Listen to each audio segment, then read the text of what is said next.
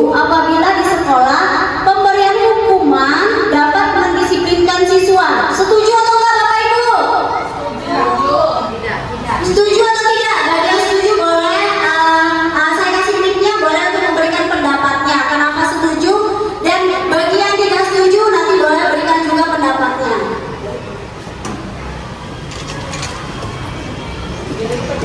Iya Ibu. Ini kenapa? Pemberian hukuman dapat mendisiplinkan siswa. Coba Ibu. Baik, terima kasih Bu Arin. Menurut saya kalau ada hukuman, siswa akan jadi lebih disiplin. Ya, kalau dia tidak dihukum, dia akan semaunya saja melakukan hal-hal yang tidak sesuai di sekolah. Itu Bu, menurut saya. Oke, terima kasih Bu Susi. Tadi ada yang tidak setuju, boleh yang tidak setuju tadi. Ibu boleh Bu berdiri Bu. Tadi tidak setuju kenapa kok pemberian hukuman dapat mendisiplinkan siswa? Itu kenapa tidak setuju? Nah, Bu Ria. Iya, Bu Ria. Nggak apa-apa Bu Ria berdiri di situ Bu Ria.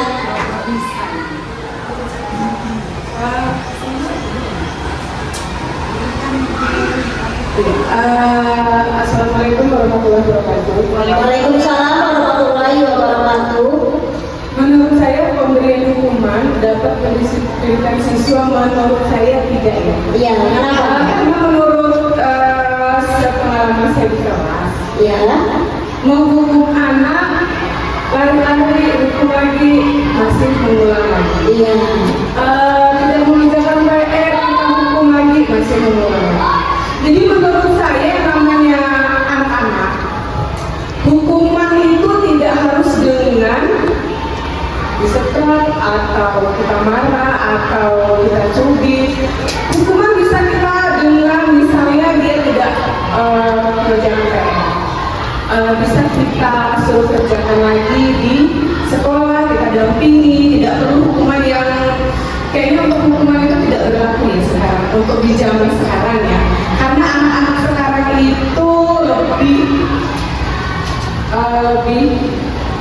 apa sih kalau dibilang itu lebih aktif atau lebih apa ya? Iya, karena anak sekarang itu sesuai dengan perkembangan zaman ya Bu Ria ya. Jadi kita harus mengikuti perkembangan zaman, tapi tidak melewati ada batasannya juga. Jadi hukuman itu menurut saya tidak setuju ya.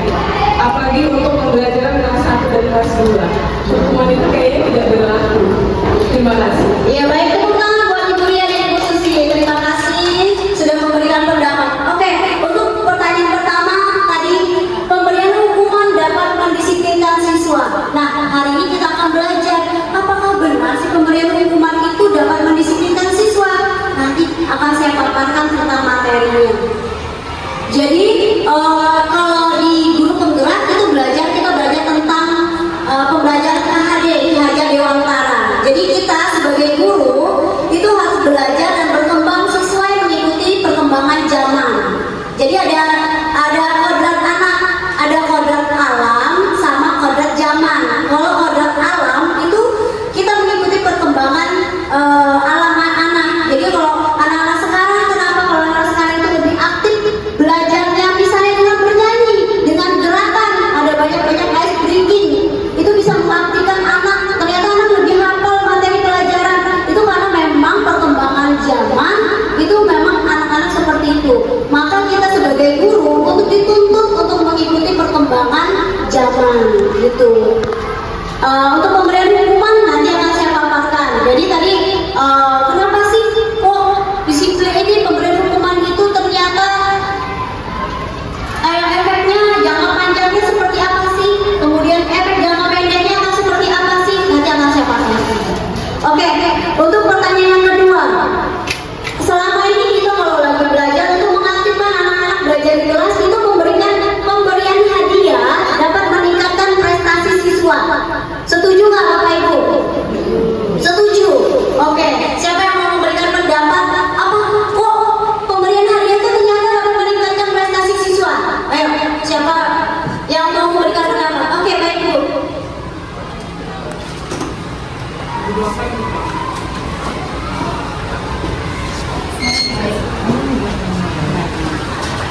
Baik, terima kasih atas kesempatannya. Nah, menurut saya kita memberikan hadiah atau sebuah apresiasi kepada siswa itu memang meningkatkan, karena mau tidak mau dia akan berpacu dengan teman-temannya, bersaing dengan teman-temannya untuk saya harus bisa seperti itu. Jadi memotivasi siswa supaya walaupun cuma komen satu aja mereka tuh sudah bangga sekali sebenarnya. Demikian dari saya. Terima kasih Ibu Widya. Iya, jadi pemberian hadiah itu dapat meningkatkan prestasi siswa. Benar, kalau jangka pendeknya memang itu pemberian hadiah dapat menginspirasi anak lebih bersemangat. Tapi pemberian hadiah itu dalam jangka panjang akan memberikan dampak. Nah, dampaknya akan seperti apa nih? Nanti kita akan pelajari. Jadi kalau dalam jangka panjang, pemberian hadiah itu bisa menjadi sebuah hukuman buat anak-anak. Jadi selama ini kita salah tafsir sebenarnya bahwa kita memberikan hadiah sudah pasti anak-anak itu sudah pasti dia akan aktif belajarnya, kemudian bersaing secara sehat. Situ sebenarnya kita sudah secara tidak langsung kita sudah memberikan hukuman kepada mereka dalam jangka panjang. Kenapa akan seperti itu? Nanti kita akan jabarkan tentang materinya, tentang kenapa kok pemberian hadiah itu merupakan hukuman. Pertanyaan yang ketiga, guru harus mampu memberikan solusi untuk setiap siswa yang bermasalah. Adakah yang bersedia untuk menjawab? Setuju atau enggak? Setuju enggak? Guru harus mampu memberikan solusi untuk setiap siswa yang bermasalah. Setuju atau tidak? Setuju atau tidak? Iya, coba Bu Lia, coba. Setuju? Tadi kenapa nggak setuju? Ayo Bu Lia.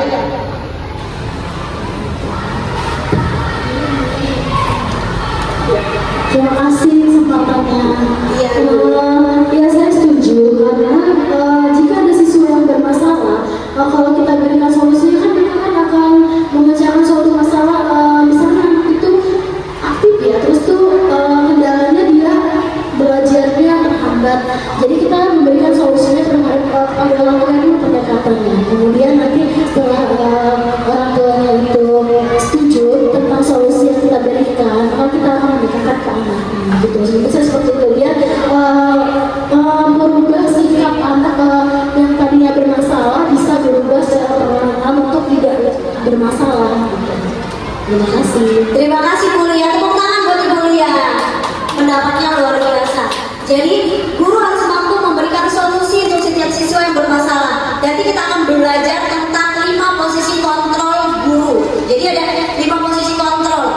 Kenapa guru itu memiliki menjadi 5? Nanti kita akan belajar kita posisinya sebagai penghukum, sebagai manajer, sebagai pemantau. Kita akan belajar juga. Yang pertanyaan yang terakhir yaitu guru berperan sebagai teman. Guru berperan sebagai teman. Baik, terima kasih Bu Arin. Di sini guru berperan sebagai teman bagi siswa. Siswa akan lebih mudah untuk mengungkapkan keinginannya mengenai pembelajaran. Kemudian yang kedua, jika ada masalah, maka siswa akan lebih mudah untuk terbuka kepada gurunya, sehingga guru dapat memberikan solusi untuk permasalahan bagi siswa tersebut. Terima kasih. Iya, terima kasih. Tepuk tangan buat Ibu Susi.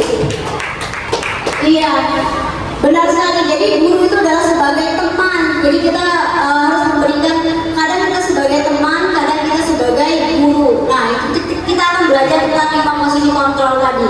Kapan kita menjadi posisi sebagai teman, kapan kita menjadi posisi sebagai manajer, kapan kita menjadi posisi sebagai pemantau, kita akan belajar itu. Oke, next selanjutnya adalah apa itu budaya positif. Jadi budaya positif adalah perwujudan dari nilai-nilai atau keyakinan universal yang diterapkan di sekolah. Itu adalah pengertian dari budaya positif. Next. Nah, konsep-konsep inti untuk menciptakan budaya positif itu ada 6. Yang pertama itu adalah tentang disiplin positif. Yang kedua itu adalah motivasi perilaku manusia. Yang ketiga itu keyakinan kelas. Yang keempat itu adalah kebutuhan dasar manusia. Yang kelima itu posisi kontrol seorang guru. Dan yang terakhir adalah segitiga restitusi. Nah,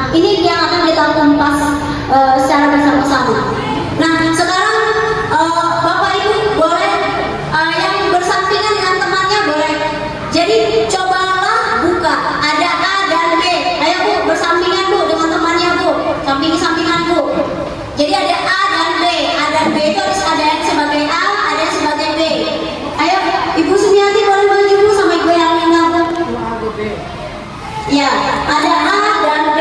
Ada yang berperan sebagai A, ada yang berperan sebagai B.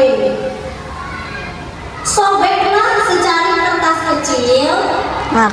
Ayo, silakan cari kertas kecil. Sobeklah secari kertas kecil. Tuliskan benda atau sesuatu yang sangat berharga untuk Anda. Jadi tuliskan salah satu benda. Jadi ada yang berperan sebagai A dan bagi B. Cukup satu aja yang menulis. Boleh A atau B yang menulis. Jadi bukan dua-duanya. Satu aja yang menulis. Tulis satu benda yang sangat berharga yang ibu anggap berharga. Satu benda aja. Sudah Bapak Ibu? Sudah? Belum. Iya, satu benda aja. Benda ya? Iya, satu benda yang dianggap sangat berharga. Sudah? Kalau sudah, tuliskan benda tersebut, kemudian letakkan di salah satu tangan Anda dan genggam benda tersebut. Kalau sudah, letakkan di genggaman. Sudah? Genggam dan genggaman itu selanjutnya adalah teman Anda yang tadi sudah memegang satu tulisan yang sangat berharga tadi, teman yang satunya mencoba dengan sekuat tenaga dengan berbagai cara untuk meminta Anda untuk memberikan benda tersebut. Jadi salah satunya adalah dengan berbagai cara meminta.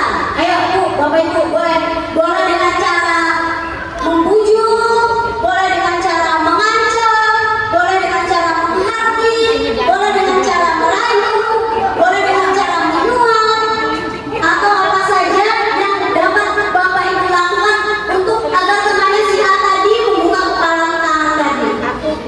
Ayo, bisa nggak Bapak Ibu? Ada yang berhasil? Dia nggak rayu-rayu saya. Ayo Bu, dirayu Bu, dirayu Bu. Oke, sudah Ibu? Sudah? Ada yang berhasil dibuka kepala tangannya? Ada yang berhasil? Oke, silakan Ibu maju Bu ke depan Bu. Boleh Ibu Winda atau Ibu Harni? Boleh. Dengan cara apa tadi membuka kepala tangannya? Ayo, Ibu Winda, boleh Ibu Winda maju ke depan. Dengan cara apa tadi bisa? Ibu Leni juga boleh maju ke depan. Dengan cara apa tadi membuka kepala tangannya? Ini adalah kolaborasi ya. Jadi kalau berdua, dua orang yang bekerja sama itu namanya kolaborasi. Boleh Bu di depan Bu. Di sini Bu. Tadi siapa yang berperan sebagai A, siapa yang berperan sebagai B? Sebagai A. Memang yang mengepal tangan ya Bu ya. Boleh Bu. Berikan pendapatnya Bu.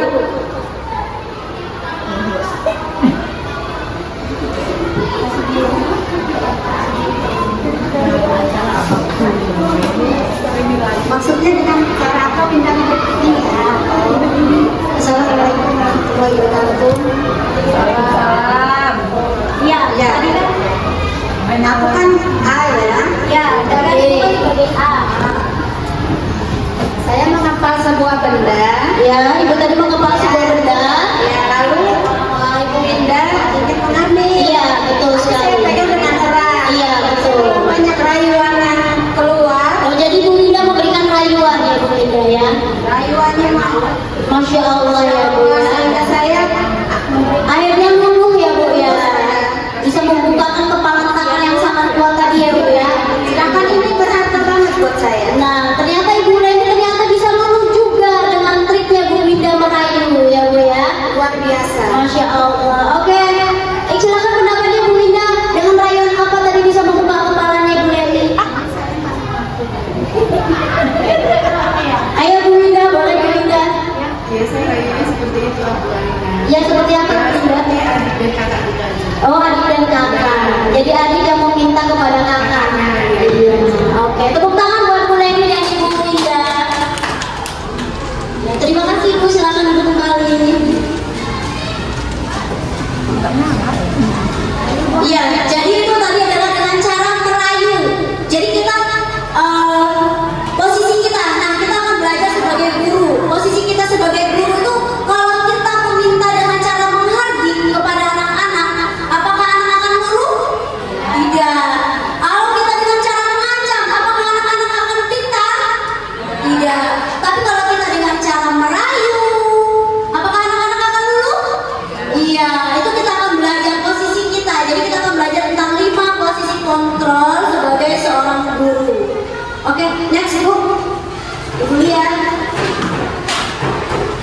yang ngantuk atau ngantuk. Nah, perubahan paradigma teori kontrol oleh Dr. William Glasser. Jadi selama ini kita adalah sebuah ilusi bahwa guru itu mengontrol murid. Yang kedua itu adalah ilusi bahwa kritik dan membuat orang merasa bersalah dapat menguatkan karakter. Jadi kita kadang membuat anak itu merasa sangat bersalah sekali.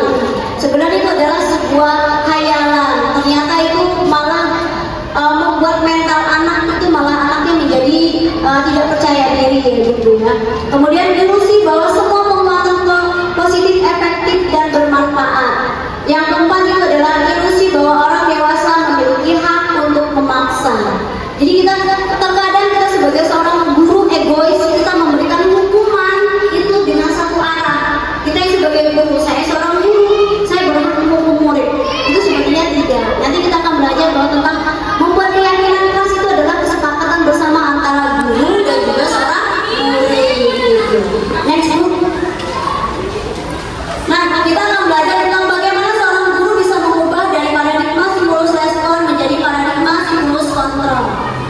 Untuk yang stimulus respon itu adalah kita mencoba mengubah orang agar berpandangan sama dengan kita. Apakah kita bisa memaksa orang untuk mencoba mengubah orang agar berpandangan sama dengan kita? Bisa nggak? Nggak bisa. Terus teori kontrolnya ada pilihannya seperti apa? Kita berusaha memahami pandangan orang lain tentang dunia. Kemudian yang kedua adalah perilaku buruk dilihat sebagai suatu kesalahan. Itu sebagai stimulus respon. Ternyata di teori kontrol adalah semua perilaku memiliki tujuan. Yang ketiga itu adalah orang lain bisa mengontrol saya. Di stimulus respon adalah orang lain bisa mengontrol saya. Sedangkan di teori kontrol atau pilihan adalah hanya saya yang bisa mengontrol diri. Yang keempat adalah saya bisa mengontrol orang lain. Sedangkan di teori kontrol itu adalah Anda tidak bisa mengontrol orang lain. Seperti layaknya kita disuruh guru itu tidak bisa mengontrol anak-anak. Yang selanjutnya pemaksaan ada saat bujukan gagal. Jadi kita kadang-kadang kita maksa anak harus A, ternyata itu salah. Yang teori kontrolnya adalah kita berkolaborasi dan konsensus menciptakan pilihan-pilihan baru. Jadi kita berkolaborasi dengan anak. Jadi kita tidak bisa memaksakan apa yang kita kehendaki itu kepada anak-anak. Yang selanjutnya adalah model berpikir menang atau kalah. Kita selama ini mengajarkan model berpikir menang atau kalah. Ternyata pada teori kontrol itu adalah model berpikir menang. Itu kita yang harus kita ubah kepada anak-anak. Selanjutnya, Bu.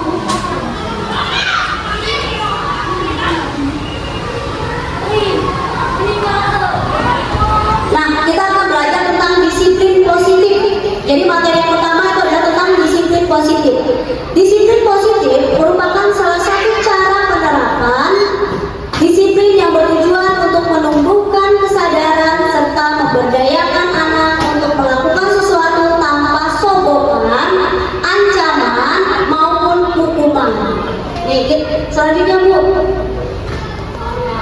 Nah, ada beberapa nilai-nilai kebajikan universal, ya, atau nilai-nilai kebaikan secara universal. Yang pertama itu adalah sudah hafal ibu-ibu tentang lagu Pelajar Pancasila? Sudah hafal? Oke. Coba kalau kita semua sambil berdiri yuk, sambil menyanyikan lagu Pelajar Pancasila. Ayo Bu. Kita nyanyi bareng-bareng ya Bu.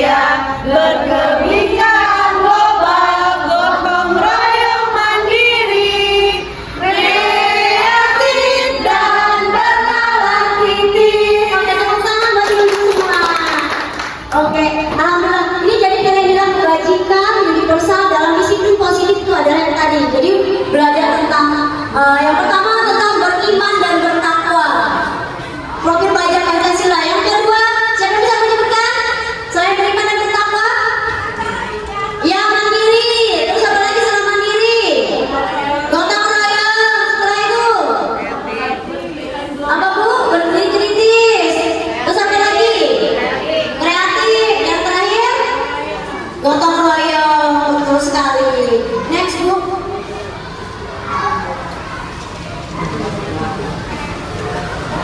Nah, ini nilai-nilai kebajikan secara universal. Yang kedua itu adalah tentang disiplin, kemudian integritas, yang ketiga itu adalah menghargai, yang keempat itu adalah keselamatan, yang kelima itu tentang kesehatan, yang keenam itu adalah empati, yang ketujuh percaya diri, dan yang kedelapan adalah komitmen dan lain-lain. Oke, itu adalah nilai-nilai kebajikan dalam disiplin positif. Next Bu. Nah, sebagai pendidik tujuan kita adalah menciptakan peserta didik yang memiliki disiplin diri sehingga mereka bisa berperilaku mengacu pada nilai-nilai kebajikan universal dan memiliki motivasi intrinsik dalam perubahan perilaku yang lebih baik. Jadi kalau intrinsik itu dari dalam diri, kalau dari extrinsik itu ada dari luar, perilaku yang terjadi dari luar. Next Bu. Nah, motivasi perilaku manusia. Yang pertama itu adalah satu, menghindari ketidaknyamanan atau hukuman. Yang kedua adalah mendapatkan imbalan. Yang ketiga adalah menghargai diri sendiri dan menjadi orang yang mereka inginkan. Itu adalah motivasi perilaku manusia. Yang selanjutnya adalah teori motivasi perilaku manusia. Ada yang pertama itu adalah motivasi eksternal, yang kedua motivasi eksternal, yang ketiga itu motivasi internal. Yang pertama tentang motivasi eksternal itu adalah untuk menghindari ketidaknyamanan hukuman. Apa yang akan terjadi apabila saya tidak melakukannya? Itu adalah dari motivasi eksternal. Kalau motivasi eksternal yang kedua itu adalah untuk mendapatkan imbalan dari orang lain atau institusi. Apa yang akan saya dapatkan apabila saya melakukannya? Yang ketiga, motivasi internal itu adalah untuk tadi katanya kenapa kok dihukum penghargaan? Tadi di awal kita sudah belajar tentang penghargaan ya Bu ya. Jadi pemberian hadiah itu sama aja kita memberikan hukuman dalam jangka panjang kepada anak-anak. Yang pertama itu adalah pengaruh jangka panjang dan jangka pendek. Yang kedua penghargaan menghukum. Yang ketiga mengurangi kreativitas dan kualitas. Yang kelima mengurangi motivasi dari dalam diri. Jadi ternyata kita selama ini menghukum kepada anak-anak. Kita memberikan hadiah kepada anak-anak. Anak-anak itu senang pada hari ini. Ternyata itu dalam jangka panjang kita mengurangi kreativitas anak-anak. Anak-anak hanya akan berpikir kalau saya diberikan hadiah maka saya akan belajar dengan dia. Ternyata itu salah. Malah anak-anak itu tanpa hadiah ternyata mereka tidak ada motivasi dari dalam dirinya. Karena motivasinya terdapat dari luar, bukan dari dirinya sendiri. Jadi mereka menganggap kalau kan nggak ada hadiah, maka ngapain aku capek-capek belajar. Jadi motivasi anaknya itu malah nggak ada. Makanya itu kita dalam jangka panjang itu pemberian hadiah dalam bentuk apapun itu malah sebenarnya mengurangi kreativitas anak. Kemudian anak-anak itu tidak kualitas anak-anak itu dia karena dia terpacu dari aku akan mendapatkan hadiah, tapi bukan didapatkan dari dalam diri dia sendiri. Gitu ya Ibu ya. Nah, bentuk program kebajikannya seperti apa? Nah, kalau tadi pemberian hukum itu ternyata pemberian hadiah adalah hukuman. Ternyata bentuk program kebajikannya seperti apa? Dalam memberikan apresiasi atau pengakuan perlu diingat beberapa hal. Yaitu satu, beri pengakuan secara khusus. Jadi anak itu kita panggil, kita beri pengakuan khusus. Nah, ternyata hari ini kamu sudah pintar, tepuk tangan dong teman-temannya.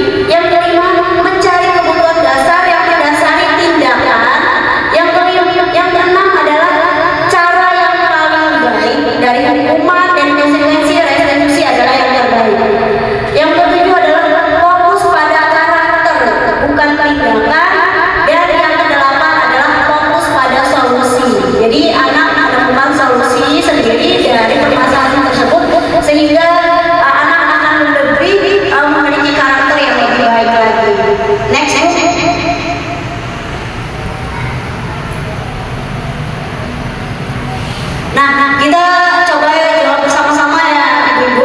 Oke, ini ada tindakan. Kita jawab apakah ini merupakan hukuman atau merupakan konsekuensi. Yang pertama, kalau mencatat 100 kali di dalam buku kalimat, saya tidak akan terlambat lagi karena terlambat ke sekolah. Itu merupakan hukuman atau konsekuensi? Iya, benar sekali, merupakan hukuman. Oke,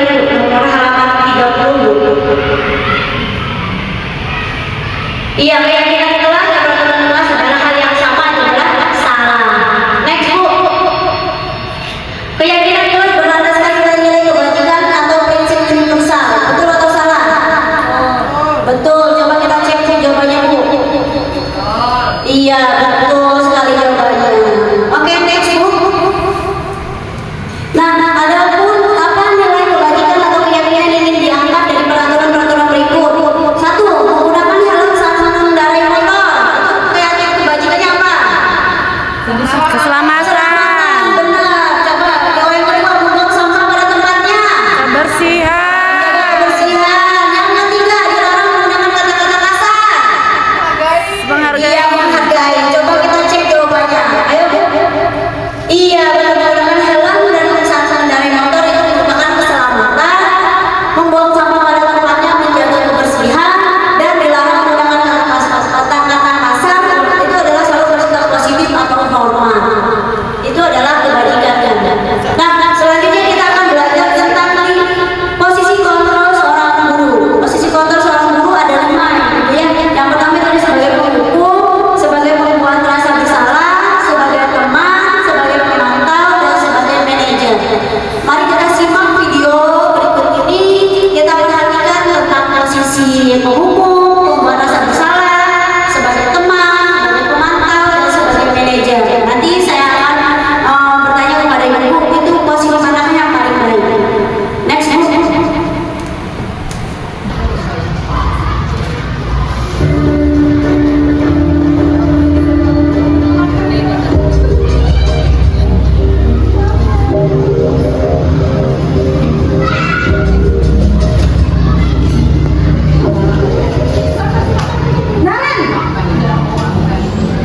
Sini kamu.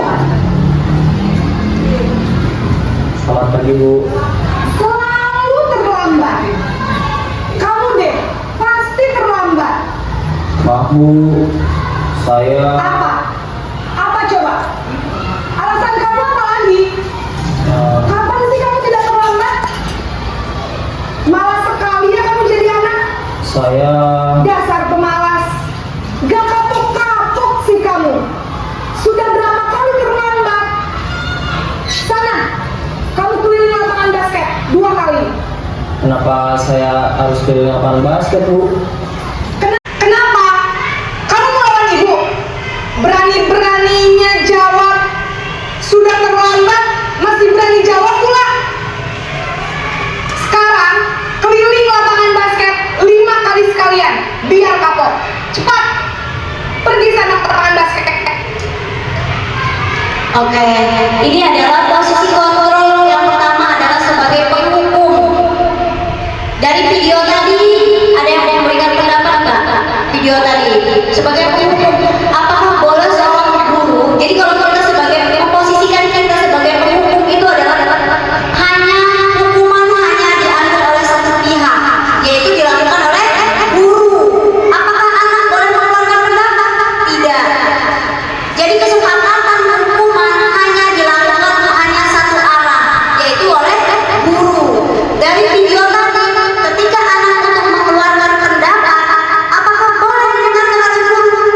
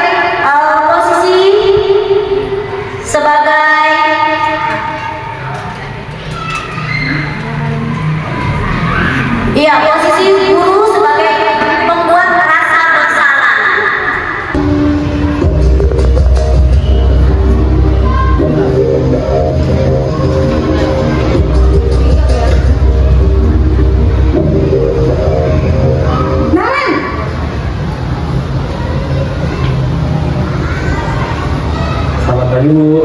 Naren, kamu kenapa terlambat lagi, nak? Ya Tuhan, Naren, kamu senang ya bikin ibu susah ya? Kalau kamu terlambat lagi, nanti ibu yang ditegur bapak kepala sekolah. Nah, disangka ibu tidak bisa membina kamu. Duh, gimana ini? Maaf Bu. Duh, Gusti Naren, kamu suka ya kalau ibu ditegur bapak kepala sekolah? Terus, sekarang ibu harus tulis apa ini di buku absen? Ini kamu sudah sering terlambat loh. Ibu harus apa coba? Maaf Bu. Maaf sekali. Ya sudah, lain kali jangan bikin ibu susah lagi ya nak ya. Ibu tidak akan kuat lagi kalau kamu begini terus. Bisa jantungan kalau ibu ditegur bapak kepala sekolah. Sana cepat kelas. Maaf ya Bu. Maaf sekali.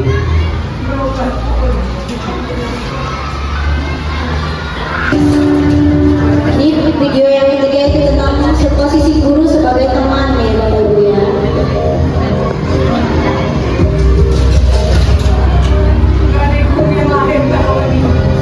Naren,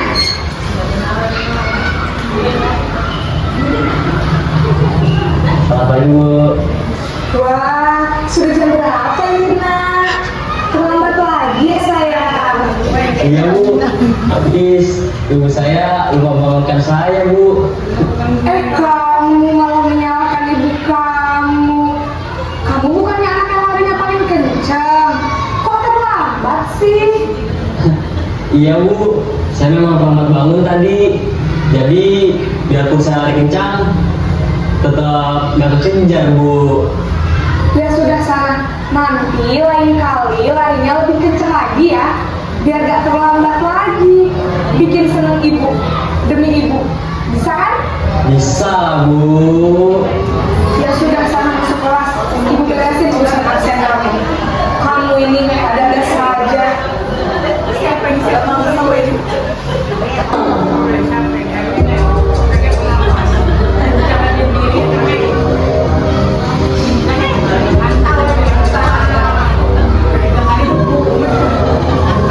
Naren,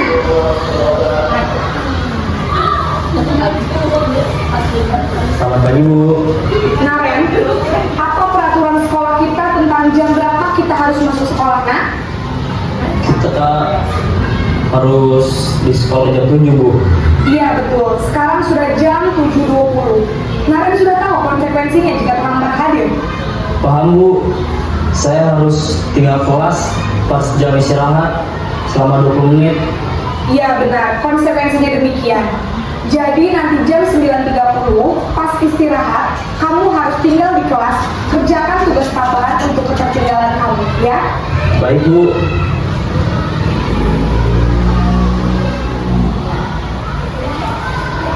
Dan yang terakhir ini posisi guru sebagai seorang manajer.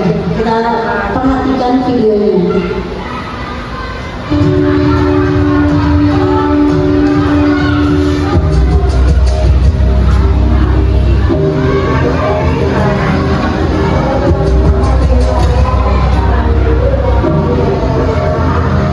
Naren!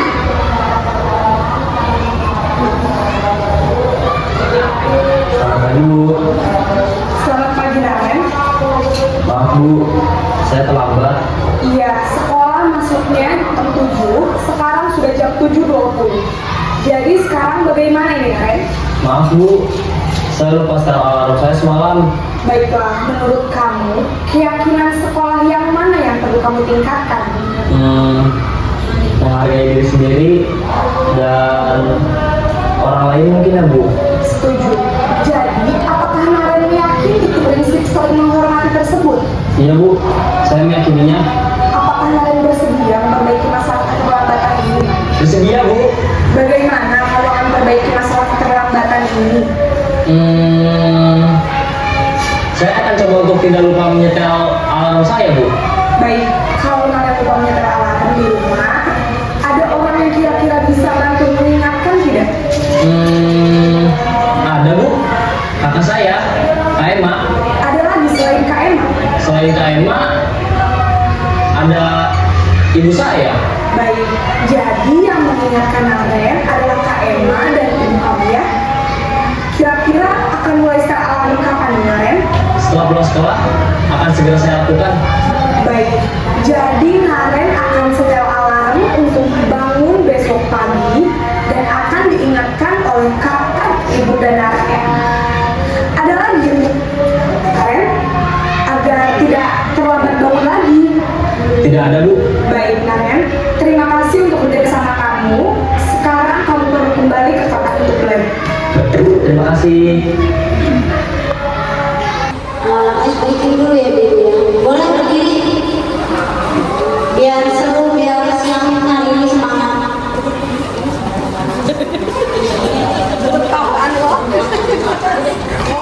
Ayo, biar foto-foto yang sudah makan itu bisa terbakar kembali. Aku lapar.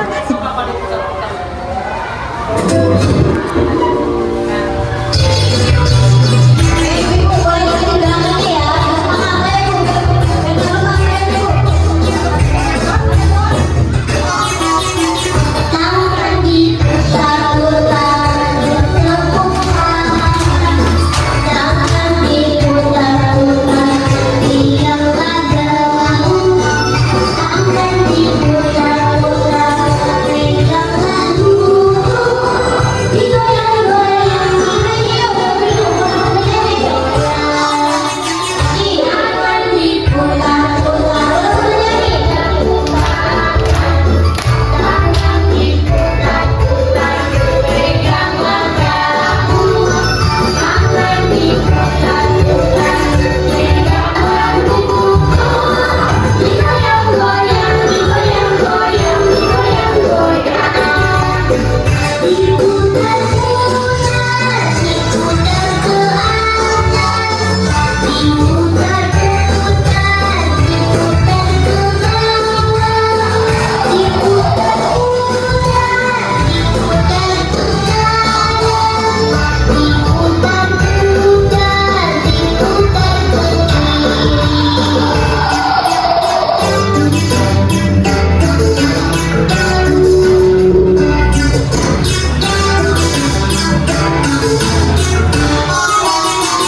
tangan diputar-putar, tangan diputar-putar, tiga padamu. Tangan diputar-putar, pegang handuku. Digoyang-goyang, digoyang-goyang, digoyang-goyang. Tangan diputar-putar, bertepuk tangan. Tangan diputar-putar, pegang padamu. Tangan diputar-putar, pegang handuku. Digoyang-goyang, digoyang-goyang, digoyang-goyang. Diputar-putar, diputar ke atas. Diputar-putar, diputar ke bawah. Diputar-putar, diputar ke kanan. Diputar-putar, diputar ke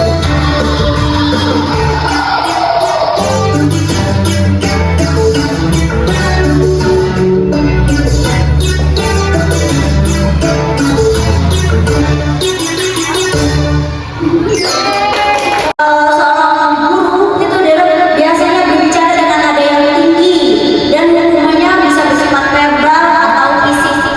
Dan dampaknya kepada murid yang pertama adalah murid menjadi pendendam, yang kedua tidak menyukai guru dan lampau yang diaku, bahkan ada efek yang jangka panjang nanti akan membenci guru itu. Jadi tidak baik ya gitu ya. Oke, next selanjutnya kita posisi kontrol yang kedua itu adalah sebagai pembuat perasaan bersalah.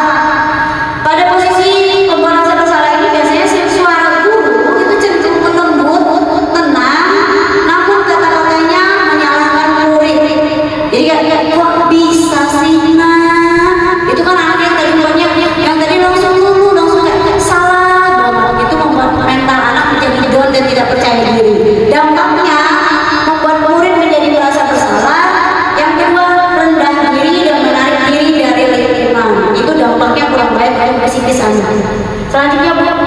Nah, posisi kontrol yang ketiga itu adalah sebagai teman. Sebagai teman ini seorang guru mau suaranya adalah suaranya akan ramah. Jadi dari tiga tadi suaranya ramah, terus cenderung bersenda gurau untuk menghangatkan suasana. Dan yang ketiga adalah murid akan merasa senang, aman, akrab dengan guru. Dampaknya seperti apa? Dampaknya murid akan menghitung konsekuensi dan hadiah tanpa memahami sepenuhnya nilai kebajikan yang dituju. Jadi karena dia sudah merasa menjadi teman, sehingga nilai-nilai kebajikannya itu akan luntur atau turun. Dan selanjutnya dia tidak sepenuhnya mandiri karena dia sudah ketergantungan, sudah menganggap gurunya adalah sebagai teman. Next Bu, selanjutnya adalah sebagai pemantau. Sebelumnya Bu, pemantau. Iya, dalam posisi video yang sebagai pemantau tadi, suara guru di sini dia netral. Yang kedua, guru mengarahkan murid berdasarkan peraturan dan konsekuensi. Dan dampaknya kepada murid adalah murid akan menghitung konsekuensi dan hadiah tanpa memahami sepenuhnya nilai kebajikan yang dituju. Dan yang kedua, tidak sepenuhnya mandiri. Dan yang terakhir, posisinya adalah sebagai posisi apa? Next. Iya, sebagai manajer. Sebagai manajer di sini suara guru adalah netral. Guru akan terus mengajukan pertanyaan-pertanyaan bermakna agar membuka pikiran siswa. Dan yang ketiga, guru membimbing murid untuk memecahkan masalahnya secara mandiri. Dampaknya seperti apa? Dampaknya murid akan menjadi mandiri, percaya diri dan dapat memecahkan masalahnya. Jadi gurunya sifatnya adalah menuntut. Dan selanjutnya kita akan belajar tentang atas ini Bu. Iya, memang kebutuhan dasar manusia. Ada 5. Yang pertama adalah bertahan hidup. Bertahan hidup kita bisa makanan, pakaian, rumah, keamanan, kesehatan, itu untuk bertahan hidup. Yang kedua itu adalah penguasaan. Harga diri, keinginan untuk dianggap, memimpin, berprestasi, diakui, didengar, itu adalah bagian dari penguasaan. Dan yang ketiga adalah kasih sayang dan rasa diterima. Di sini ini rasanya diterima, dipedulikan, kerjasama, menjadi bagian dalam kelompok. Dan yang keempat itu adalah kebebasan. Kalau kebebasan itu dia lebih mandiri, memiliki pilihan mencoba hal baru, mampu mengendalikan arah dirinya. Dan yang terakhir itu adalah kesenangan. Kesenangan di sini dia lebih bersifat humor, bermain, antusias, dan tertawa. Itu dari 5 kebutuhan dasar manusia. Next Bu. Nah, kita akan belajar tentang segitiga restitusi. Segitiga restitusi adalah suatu proses dialog yang dijalankan oleh guru agar dapat menghasilkan murid-murid yang mandiri dan bertanggung jawab. Ada tiga langkah ya Bu. Yang pertama adalah menstabilkan identitas, yang kedua validasi tindakan yang salah, dan yang ketiga menanyakan keyakinan. Ada 3 langkah segitiga restitusi. Next Bu. Nah, yang pertama adalah menstabilkan identitas. Menstabilkan identitas ini berdasarkan prinsip membuat kesalahan adalah bagian dari proses pembelajaran. Di sini guru berkata, 1. Berbuat salah itu hal yang manusiawi kok Nak. Yang kedua, tidak ada manusia yang sempurna, juga pernah melakukan hal yang salah. Dan yang ketiga, kita pasti bisa menyelesaikan permasalahan ini. Yang keempat, Bapak Ibu tidak tertarik untuk mencari tahu siapa yang benar, siapa yang salah. Bapak Ibu lebih tertarik untuk menyelesaikan masalah. Selanjutnya, untuk tindakan yang kedua itu adalah validasi tindakan yang salah. Validasi tindakan yang salah itu berlaku untuk memenuhi kebutuhan suatu kebutuhan tertentu. Di sini guru berkata, kamu bisa saja kan melakukan hal yang lebih buruk, tapi kamu tidak melakukannya. Terus yang kedua, kamu pasti punya alasan kenapa melakukannya. Yang ketiga, kamu boleh tetap berusaha menjaga sikap itu, tapi tambahkan sikap yang paling baru ya. Yang keempat adalah maukah kamu belajar cara lain untuk mendapatkan hal yang baru yang kamu butuhkan tanpa harus memukul. Dan terakhir, apakah kamu bisa melakukannya dengan lebih baik lagi pada besok lagi. Itu adalah validasi tindakan yang salah. Dan yang terakhir, next. Iya, yang terakhir adalah keyakinan kelas, menanyakan keyakinan. Berdasarkan prinsip teori kontrol bahwa ada dasarnya kita termotivasi secara intrinsik atau dari diri kita sendiri. Di sini guru berkata, apa nilai yang kita percaya di kelas atau sekolah kita?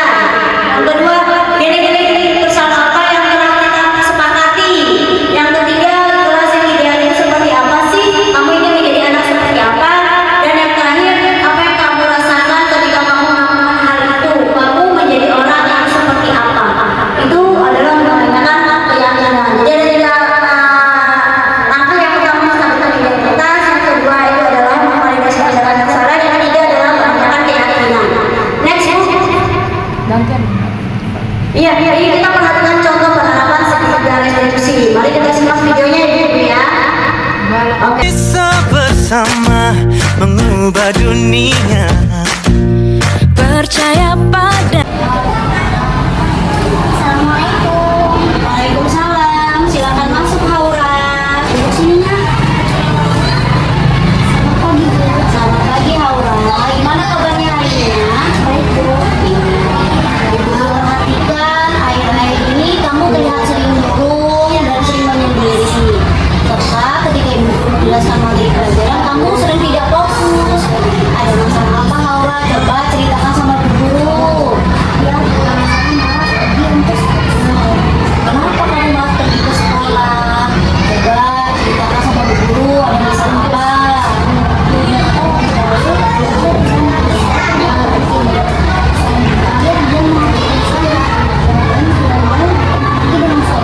Oh begitu. Coba nanti Bu panggil juga Aisyah. Ibu akan mengonfirmasi lagi permasalahannya. Apakah benar tadi yang kamu jelaskan? Coba kamu panggil Aisyah ke sini. Coba balik dulu ya.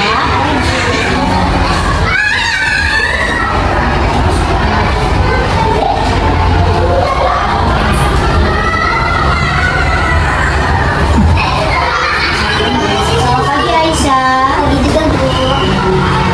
Ibu guru panggil Aisyah ke sini karena tadi ada cerita dari Haura. Katanya sedang ada masalah. Coba ibu guru mau dengarkan ada masalah apa dari Aisyah ke Haura. Coba ceritakan sama ibu guru. Ya dulu kemarin saya sempat mampir buat main sama Haura. Terus Haura sudah mau Bu. Apakah benar begitu Haura? Iya Bu. Pada saat itu saya sedang tidak enak badan. Apakah benar dia sedang tidak enak badan Aisyah? Iya Bu. Oh begitu. Jadi itu adalah hal yang wajar sih kalau Haura marah kepada Aisyah, Aisyah juga marah kepada Haura. Yang penting kalian tidak sampai beradu mulut, sampai kesulut emosi, sambil marah-marahan ya. Oke, sekarang Ibu tanya, kesepakatan kelas apa yang belum kalian tunjukkan? Coba kalau Haura, kesepakatan apa yang belum kalian tunjukkan dari permasalahan ini? Tanggung jawab, dan saling menyayangi Bu. Ya bagus. Coba kalau Aisyah masalah ini apa yo? Menyayangi kelasnya. Saling menyayangi benar sekali. Jadi kalian belum menunjukkan saling menyayangi satu sama lain ya nak ya. Oke. Sekarang ibu guru tanya. Kira-kira solusi terbaik apa sih yang bisa kita cari untuk menyelesaikan permasalahan ini? Coba mau Aisyah dulu atau Haura dulu yang bicara? Oke, Aisyah dulu coba.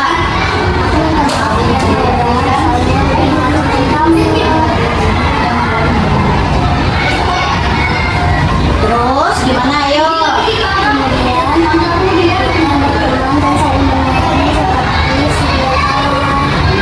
Bagus sekali pintar. Coba kalau Haura sebutkan, ayo solusi terbaiknya apa? Saya memotivasi bisa dan mulai sekarang saya akan membawa kesalahan yang Lebih fokus lagi. Ketiga, ibu guru menjelaskan. Jadi saling menyayangi ya, nggak boleh lagi ribut-ribut. Tadi adalah kesalahpahaman antara Aisyah dan Haura ya.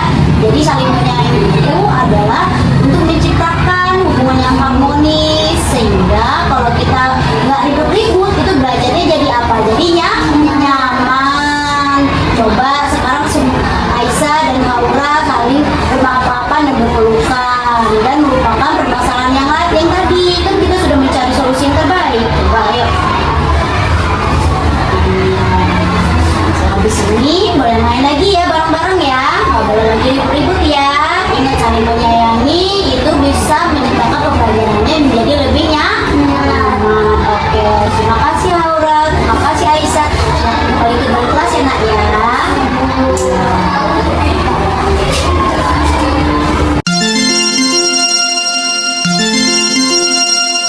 Assalamualaikum warahmatullahi wabarakatuh. Perkenalkan saya Haura Siti Fakal Fitri dari kelas 5B. Saya ingin mengucapkan terima kasih kepada Ibu Arina karena telah membantu saya memberi solusi dari kesalahan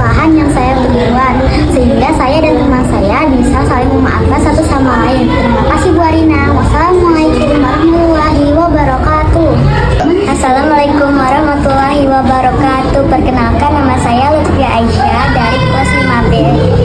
Saya ingin mengucapkan terima kasih kepada Ibu Arina karena telah membantu saya memberi solusi dan kesalahan yang saya perbuat, sehingga saya dan teman saya bisa saling memaafkan satu sama lain. Terima kasih Ibu Arina. Wassalamualaikum warahmatullahi wabarakatuh. Di garis diskusi ada pertama kita menstabilkan identitas anak-anak. Jadi kita tidak boleh langsung ketika kita panggil anak, tadi kita sudah perhatikan videonya. Ketika kita panggil anak itu, jangan langsung dijudge, langsung kita bilang, kamu tadi salah apa? Itu nggak boleh. Itu malah membuat identitas anaknya yang tadinya mau terbuka sama kita, jadi akhirnya langsung takut kepada kita. Mau ngomong aja, jadi dia jadi rasanya takut. Jadi kita panggil aja, kita buat identitasnya yang tadinya gagal menjadi identitas sukses. Kita tanya, nah tadi kamu membuat kesalahan apa? Coba kamu ceritakan sama ibu guru, kesalahan apa yang kamu buat tadi. Misalnya, ya bu, aku tadi datang terlambat. Jangan kita langsung marahin, terus kamu datang terlambat. Kayak mana kok bisa datang terlambat? Ya kayak itu gak boleh. Jadi membuat anak itu dia merasa tersakiti, bahwa dia merasa dihukum, itu memberikan dampak yang tidak baik kepada psikologis anak. Jadi yang kita lakukan adalah gak apa-apa nak, melakukan kesalahan itu adalah sesuatu yang wajar, tapi tidak boleh diulangi lagi ya nak. Jadi kita memberikan identitas sukses kepada anak-anak yang tadinya anak itu takut mau cerita, jadi dia berani untuk mengungkapkan permasalahan apa sih yang akan dihadapinya. Terus kemudian kita tanya, kok bisa sih nak kamu datang terlambat? Memang kamu tadi yang nganterin siapa? Kita memvalidasi kesalahannya. Kita tanya kenapa dia bisa melakukan datang terlambat tadi. Jadi kita validasi kesalahannya.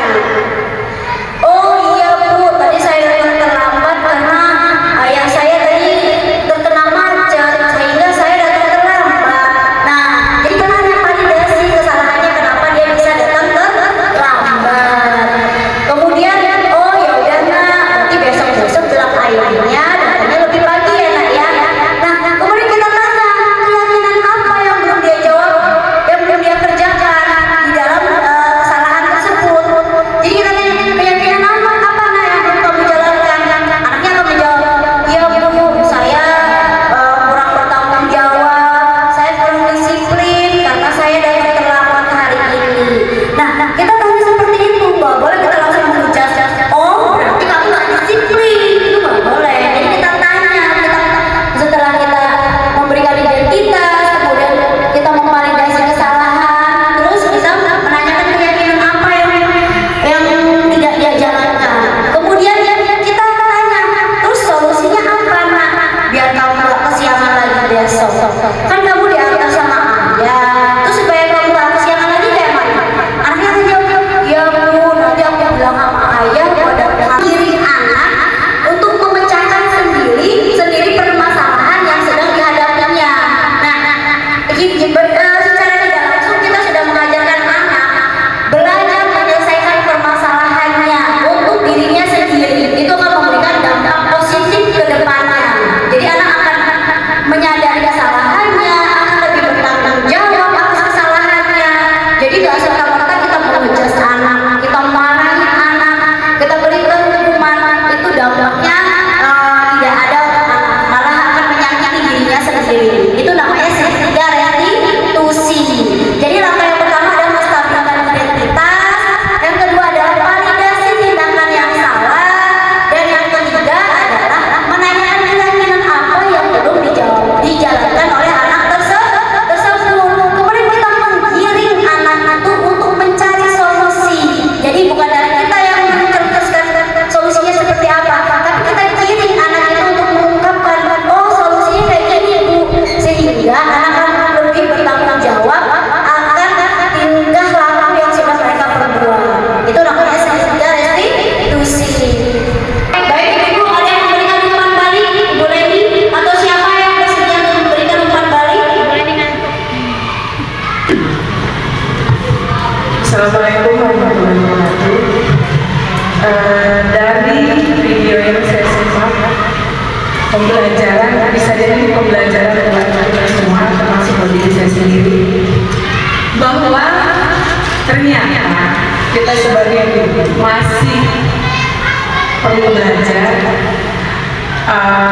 masih banyak ternyata hal-hal yang mungkin hal yang positif yang belum kita lakukan. Seperti tadi contoh posisi kontrol sebagai kontrol teman, sebagai penghukum, sebagai manajer, sebagai apa sebuahnya mantau. Ternyata saya masih ada di posisi yang benar, ya. Untuk mencapai posisi yang terakhir sebagai manajer perlu belajar lagi dan lagi untuk mengontrol diri. Ya, saya akui saya sebagai guru masih banyak kurangnya, dan dengan saya mengikuti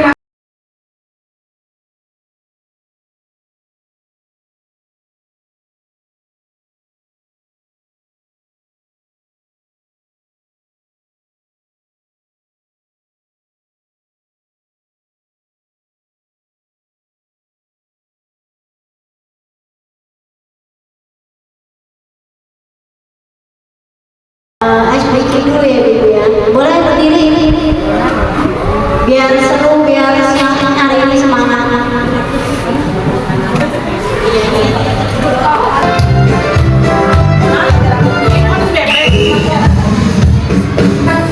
Siap ya, gerakan tangan dan kakinya.